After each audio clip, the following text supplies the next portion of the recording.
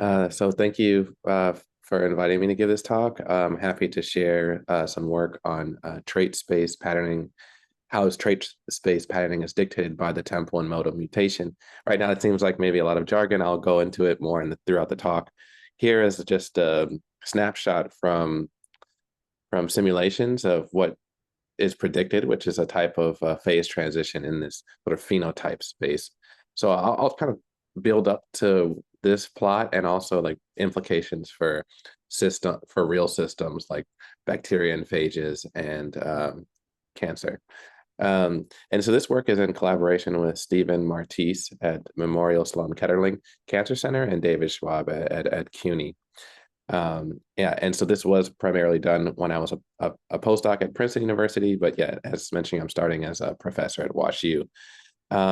And so I'd like to, because I'm just starting as a professor, I just thought I'd maybe give a overview of a few areas that I want to continue to work on, just so you get kind of as an introduction. So my background has primarily been in active matter, like self-propelled colloids. So it's not really biophysical. It could be biophysical, but more soft matter. So this is just how colloids can nucleate into a crystal. So the dark purple is crystal and the green is the gas. So a lot of soft matter in my PhD. But in my postdoc, and I would like to continue this actually, is one area in model-free inference. So what I mean by that is if I just watch experimental systems such as bacteria growing, can I infer the population growth rate without having a model for how the bacteria grow or their physiology? And I've also done the same type of inference in information processing in neuronal activity. This is one area that I want to continue in my group. Another area is in biomolecular condensates. So I'm not talking about this today, but I've had a lot of work in this in T cells, condensates that are in T cells, also condensates that are in green algae. So these are some of the references on that. Happy to talk about that at another time. And today I'm going to talk about eco-evolutionary dynamics, which is based off these papers. So I won't go into too much more detail on this idea, but the main three pillars of my group will be on this like model-free inference, condensates, and eco-evolutionary dynamics. And so now let me focus more on this last one. So give some inspiration. So what is eco-evolutionary dynamics? So this is where ecology and evolution are happening on concurrent timescales. And there's many examples in nature of this. So for instance, a guppy fish shown on the left here, if it's in an environment with a lot of predators, it will mature at smaller sizes than in a area where it doesn't have predators. So this is one example of ecology and evolution happening on similar timescales. Another example is the gut microbiome, where we eat and it feeds our gut, but the gut, of course, has many important functions for us, such as our immune system and many other examples. And another example is bacteria and phages. Bacteria and phages have been co-evolving for billions of years. And this is another good example that is actually related to that plot I showed on the cover slide. And so I'm going to take another slide to motivate this last example a little bit more. But the punchline on this slide is just to emphasize that mutations generate genetic variation, enabling selection, drift, ecological interactions, and all of this shapes these eco-evolutionary dynamics. So let me give you another example. Well, let me just focus on this bacteria and phage system a little bit more to motivate this. And one thing I want to motivate is how mutations, how evolution and ecology can happen on these similar timescales. So let's take lambda phage, for instance. So if you just look at the relative abundance in a system, experimental system of lambda phage, then each of these like letters and numbers or letters and stars, it is a different mutant. And so it's just showing you that over time, a mutation can happen in a recognition gene in the lambda phage, and then the relative abundance can completely change. So the population can completely change. And this is just showing you that these mutations can happen in even less than a generation time, just emphasizing that these bacteriophage systems really do have these concurrent timescales between ecology and evolution in these systems. Okay, so this is just a little bit of motivation and context. Now I'd like to get a little bit more specific, but first I'd like to emphasize the background of like how mutations is canonically considered in these population models. So traditionally, if you look at models like Wright, Fisher, and Moran, they'll consider maybe a model of where there's two alleles, A and B of a specific gene, where there's allele A has a frequency P, allele B has a frequency 1 minus P at some fixed population size. Then traditionally, you might write down a dynamics for the time evolution of this probability P, where the first term is the selection term, or in S is the selection coefficient.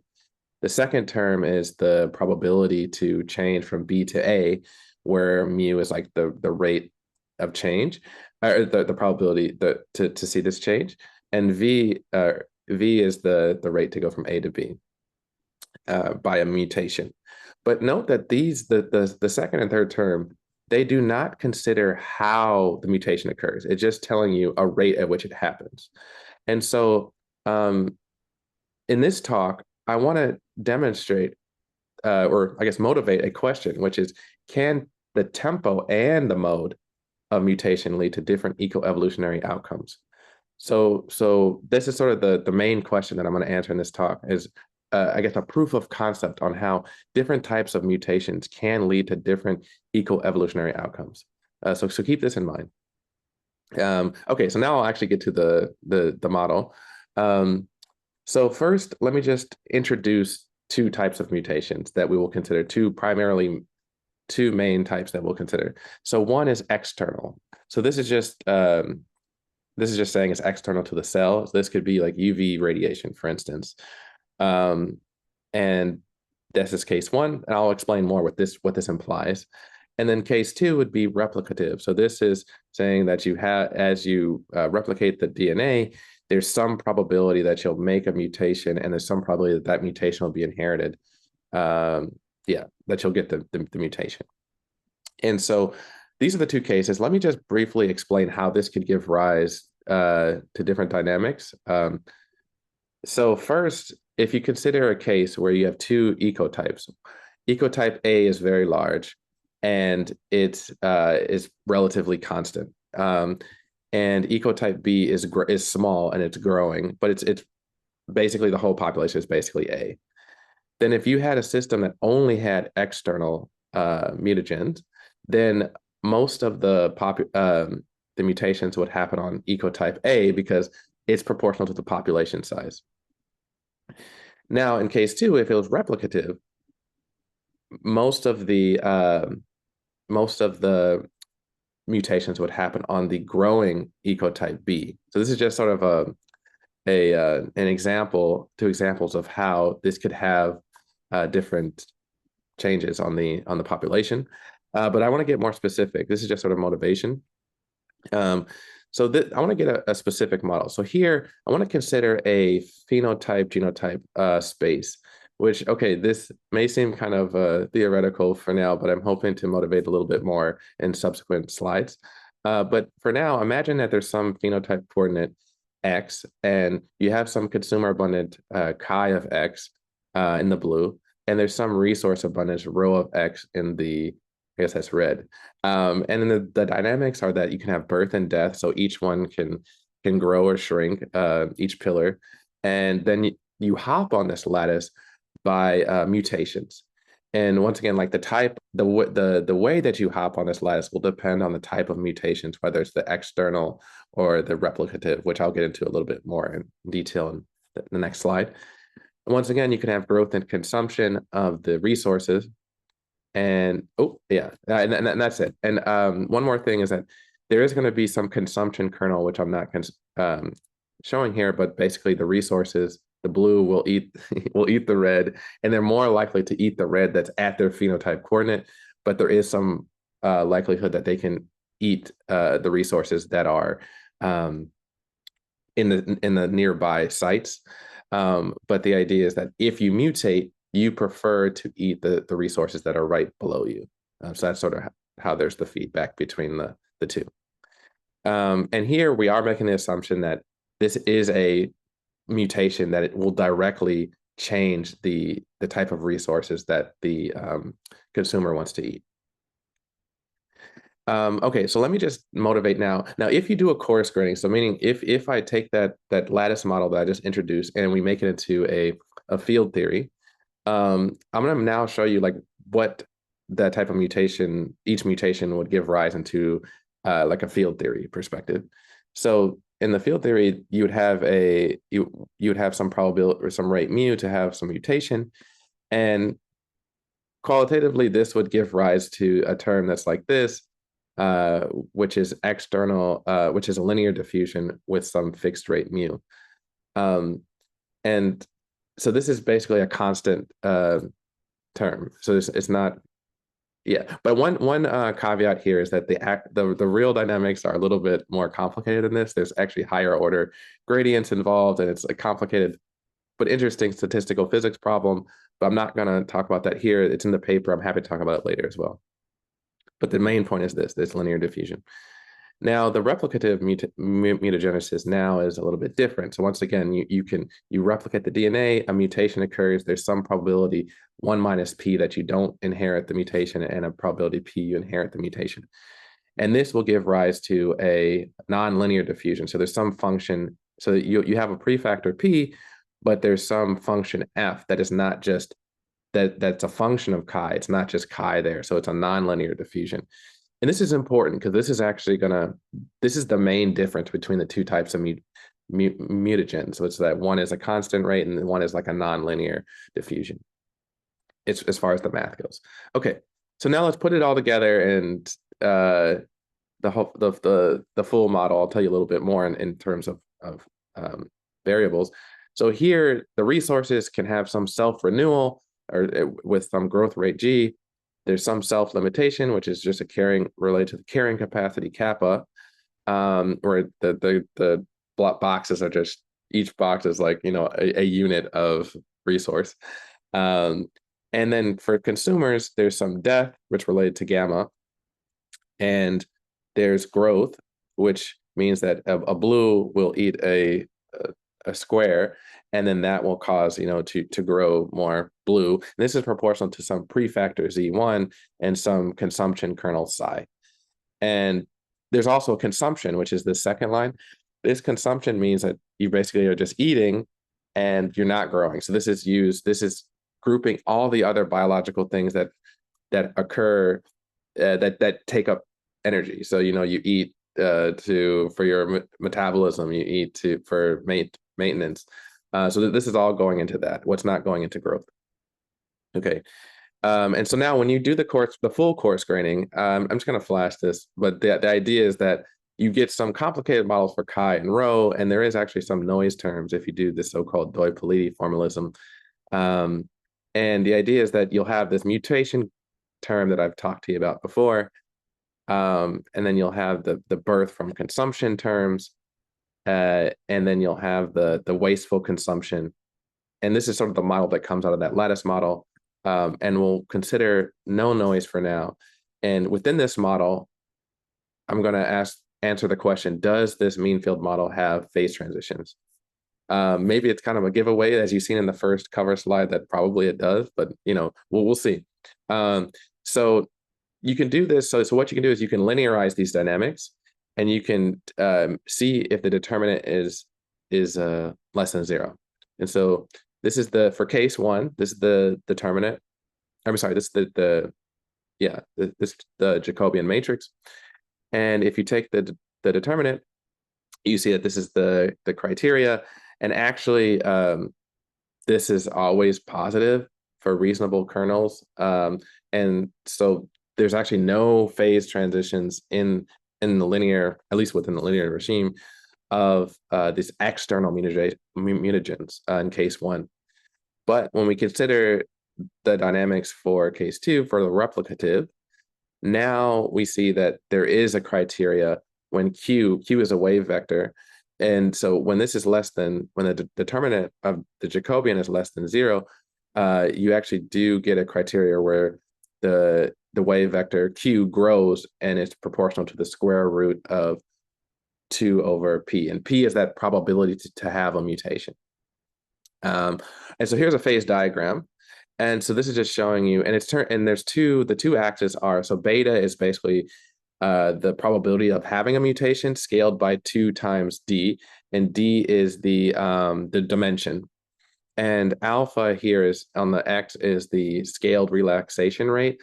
And this is in relation to, so this is basically how fast the dynamics will relax. So if you make a perturbation, how fast will it relax? And this is in quantities such as the gamma, which is the death rate, and Z1 is related, which is related to the consumption, and kappa. And so these are actually the 2 parameters that fall out of the model. Once you non-dimensionalize, these are the only 2 parameters in the model. So this is just showing you that on the right, you can see that the determinant of J is just showing you that if you look at the replicative, there is a wave vector where the determinant is 0, meaning that it diverges in the blue. And yeah, but the exogenous does not have it, which is in the orange color. And then in the lower plot, you can see that the determinant is not 0, or it does not, there's no phase transitions. And so this is all from theory, but we can actually do stochastic simulations of the lattice model that I introduced in the beginning.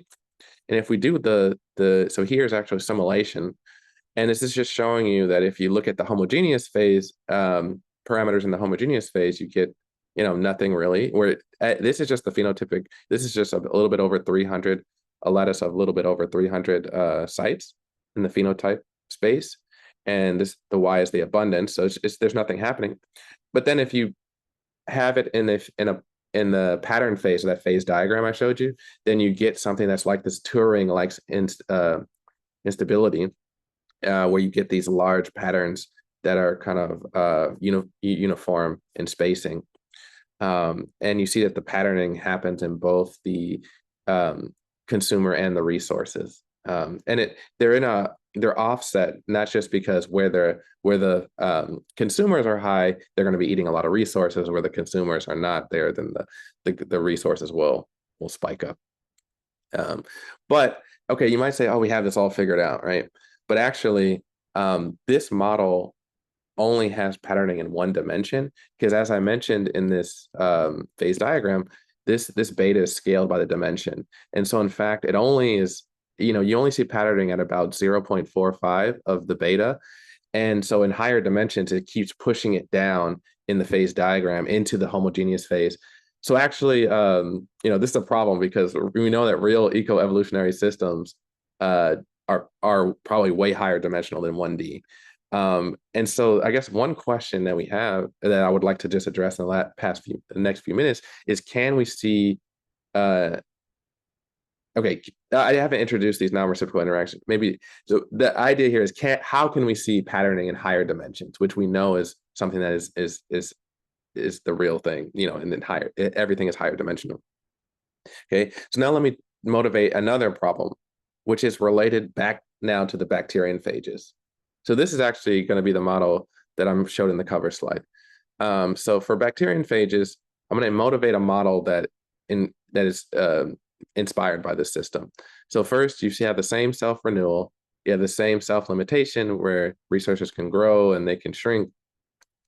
Consumers, once again, they can die. They can consume, which leads to growth, or just consume to maintain. But now there's one other term that we can include, which is toxic consumption. And what this means is that the consumer eats the resource, but it's actually toxic, so it kills them. And you might say, well, how is this related to bacterian phages? Well, if we relate the bacteria as the food and the phages as the consumer, then there's some probability that the immune system of the bacteria is able to fight off the infection of the phage, and that's what this toxic consumption is demonstrating. So this is just this is just from a field theory perspective. You can add this term, but and see what happens. But this is actually motivated by this bacteriophage system.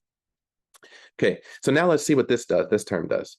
So we can do the same thing. We can linearize the dynamics, compute the Jacobian, see when it's less than 0, and see if we have any Turing-like patterns. And now when you non-dimensionalize, the important quantities are the same beta, mutation rate, and once again, this is only for replicative mutations. This doesn't happen for exogenous. And then the x coordinate here is the scaled defense, or I guess how toxic the the food is. And so what happens is that now you can extend the phase diagram, and so it works for arbitrarily high dimensions, which is what we want. So on the top right, there's just showing you a kymograph plot of the patterning. So just showing you that if you start from an initial at 100, if you start at a phenotype coordinate of about 100, then over time you see that the patterning will grow, and then it has that Turing-like pattern. And that's why it's like little dots that are growing. It's just the Turing pattern is stabilizing throughout the whole system. But once again, now if you look at the homogeneous, now you'll see that it's just nothing. So it's just gray. Well, there's a little bit of small dynamics there, but it's not patterning. It's just like local fluctuation. Good. Okay. And so this is just now a snapshot, just showing you that now if you set up the system, this is the other plot was showing in 1D. This is now 2D. So just demonstrating that we can go to higher dimensions. So in the top right left, that's the plot that was on the cover plot. This is demonstrating this host defense, where now these two phenotype coordinates, where chi here is the abundance, and this is just a snapshot after 100. So gamma is the death rate. So after 100 in units of the death rate, after 100, we just took a snapshot when we thought it was dynamically stable. And you see that there's these enriched areas and depleted areas. So the brighter red color dots are where the enriched areas are, and the blue is the depleted regions, just showing that you still get this phase transition in at least 2 dimensions from simulations. And once again, we can look at exogenous mutations, and we see nothing in many different points relating to the replicative mutations. And in the bottom left, this is just showing you that in the homogeneous phase, you have a uniform mixture of enriched and depleted regions that fluctuate over time. Okay, so with that, maybe I just also would just briefly mention how this is related to bacteria and phages. And so the idea is, you could take a system like Prochlorococcus, which has many discrete, strongly diverged genomic backbones that coexist. And so in principle, if you could measure sort of the phenotype space, which could be pretty large. So in practice, this might not be possible, but if you could enumerate them, then you could, for instance, and how that affects the phages, this could be something to test how this patterning happens, for instance, in this system. And once again, same thing, well, not the same thing, but another example is cancer, where exogenous processes like smoking or replicative processes like homologous recombination-based repair errors can leave characteristic signatures. And if you could track the lineages of cancer cells, you could potentially understand sort of understand these cancer the cancer lineages better. So this is sort of definitely much removed from the theory at the moment, but this is sort of the direction which is inspiring this work. And so with that, I'd just like to summarize that we can derive a coarse-grained Langevin, or a coarse-grained model of a consumer resource model with rapid evolutionary dynamics, and the mutations, and namely the type of mutations that you incorporate, impact eco-evolutionary dynamics, and host defense is needed to see pattern in higher dimensions than 1. And so this is some of the funding sources while I was at Princeton, and thank you for your attention. All right, let's thank Trevor for the great talk. So again, if you have a question, you can unmute yourself or paste your question in the chat. I have a quick question. Mm. Trevor, beautiful talk. I have to read your paper. It's really interesting. But my question was, intuitively, if I think about the pattern that you formed, is it stable over time? Because you could imagine that a mutation that is dominating, right? It's driven away by the essentially by this diffusive process of yours, which is higher replication, leads to both strain on its resources as well as a higher mutation rate. So you'd imagine that over time, that peak would go away, but it probably comes back. So do you get oscillatory dynamics? Yeah, yeah. That's a good point. So like in this where is it? In the 1D case, I think you're The right. one, yeah, Case, I believe this I believe this is stable. Um, stable. Okay. yeah, yeah, in a similar way to like the Turing patterning. But Uh-huh. when we look at the 2D, you can see that these don't look like a stable pattern, more of a dynamic pattern. I think this one's more dynamic, where there is Mhm. some. It's like you run it for a long time. You do see patterning that persists, but not necessarily in the same position. Mhm. Okay, okay. Cool. Yeah, very cool. Thanks. Yeah. Yeah, I have I guess a couple of questions, and this is really, really fascinating. And I also wanted to say welcome to St. Louis from down the road at University of Missouri, St. Louis. Um, so what do you know what kinds of phase transitions you're seeing? And I'm particularly interested, for partly selfish reasons, because we've worked on this sort of thing, not exactly the same kind of model, but on agent-based models of evolution in phenotype spaces.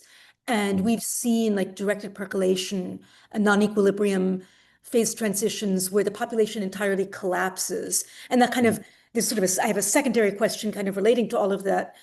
So in the model one, with just the one-dimensional phenotype space, where you had the big drop in the resource populations, do those ever go down to zero and then drive the consumer extinct? So Hmm. those are a lot of different questions all at once. So you may not want to answer all of them at the same time, but Uh, I think it yeah, could drive extinct. So this is definitely a one where it was picked to emphasize the patterning. But yeah, you can imagine if there's no resources, yeah, they will start yeah. to die. Or the patterning will move to a place where there's more resources. Um, Mhm. that it okay, so this is all also this whole model is with mean field, so it doesn't include the noise. Right. But that's one thing that I'm having some graduate student work on now. It's just like trying to see like how the noise emphasizes the patterning. I think that will be irrelevant, especially for like the really low population size. Yeah, consume resource abundance. Right. And your first question, Yeah, that was, do you know what kind of phase transition it is? I mean, first order, second order, equilibrium, non-equilibrium. Or right, that might change in different models too. I don't right, know. Yeah. right. So it is a non-equilibrium Mhm. one, and it's related to where is it? So what it is that this is actually related to the active matter field a little bit. So, Mhm. what it's really big now is this like non-reciprocal field theories where you have like non-reciprocal whereas these models where you have two components and that basically break Newton's third law where how how A interacts with B is not the same as how B interacts with A. Mhm. Um, and so this is actually similar to that, which is that the off coupling, where this J matrix, if the off diagonal components are different, then in that Jacobian, when you take the determinant, then this will lead to this instability. Um, but so yes, it's related to the off diagonal coupling, and it's just like a hop. It's a type of hop bifurcation, basically. Okay.